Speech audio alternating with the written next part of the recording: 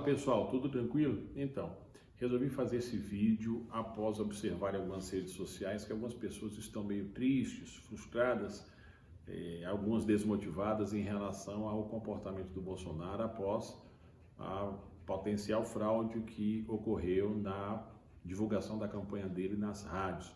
Alguns dizem que ele deveria ter sido mais enérgico, alguns chegaram ao absurdo de falar que deveria chamar as Forças Armadas para uma decisão mais, vamos dizer, mais de rompimento com a ordem democrática. E nesse sentido eu quero conversar com você sobre um personagem muito conhecido dos anos 40, 50 da então União Soviética, e paralelamente a isso eu vou te falar um pouco dos acontecimentos do Brasil desses últimos anos, e quero te pedir ao final desse curto vídeo, esse vídeo não vai ter mais do que 7 ou 8 minutos, que você reflita sobre o que está acontecendo no Brasil e se há alguma semelhança com o que eu vou te falar desse personagem então soviético, ok?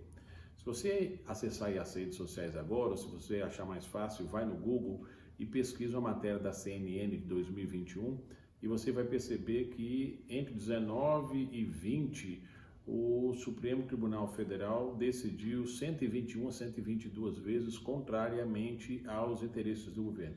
Se dividir isso por semana, vai ser aí uma decisão por semana praticamente contrária ao atual governo.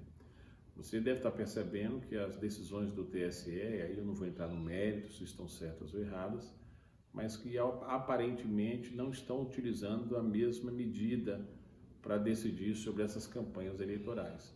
Basta perceber, por exemplo, que alguns meses atrás a campanha do Lula pôde chamar o Bolsonaro de genocida, mas a Jovem Pan foi cerceada porque disse que o Lula é ex-presidiário.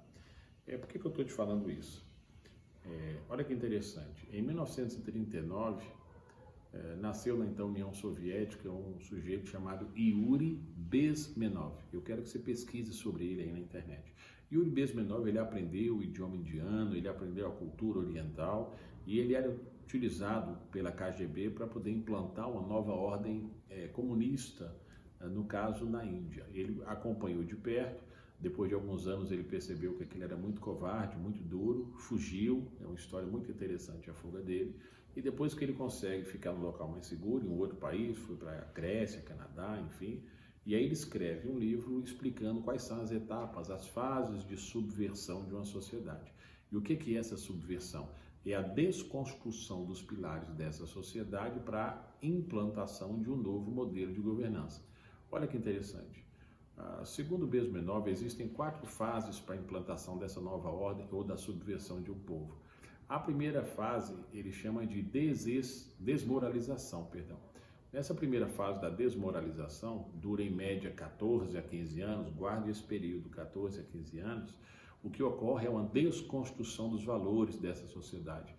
Zombam-se da religião, da família, da cultura, do sistema educacional, tudo é desconstruído. E essa primeira fase, 14 a 15 anos, chama-se desmoralização. A segunda fase que o Bezmenov faz menção chama-se desestabilização. Você começa a criar conflitos e crise em todas as relações daquela sociedade. Dura, em média, 4 a 5 anos. A terceira fase dessa subversão a que o Bezmenov se referia é a fase da crise. Essa crise você gera um sentimento de medo, de ameaça na sociedade. Por exemplo, a democracia está em risco, a democracia precisa ser preservada, é preciso um novo governo, uma nova ordem para poder colocar tudo em ordem novamente, conforme a sociedade sempre quis. Essa é a crise, terceiro estágio da subversão de um povo. E aí, finalmente, o quarto estágio, que é a instalação de uma nova ordem, já de um viés mais à esquerda, e aí essa expressão que eu vou fazer uso agora é do Bezmenov, ocorre a eliminação dos idiotas úteis. Aí eu quero que você pense o seguinte: nós somos governados por esquerda, 8 anos Lula, 6 anos Dilma, 14 anos. E atualmente você escuta muito establishment falando em ameaça à democracia, é preciso respeitar a democracia, é preciso um governo que reequilibre as relações de poder, o Estado está sob ameaça. Eu acho que não estou falando nada estranho ao que você tem escutado na grande mídia, principalmente nesse último período. E para fechar essa reflexão que eu quero que você faça, eu quero te lembrar que domingo é o segundo turno da eleição presidencial. E o ponto principal de argumentação do candidato da esquerda é que é preciso fortalecer a democracia, é preciso um governo que faça o povo ser feliz novamente. Pense nisso e leia sobre Yuri Bezmenov, tem no YouTube, você vai achar com muita facilidade.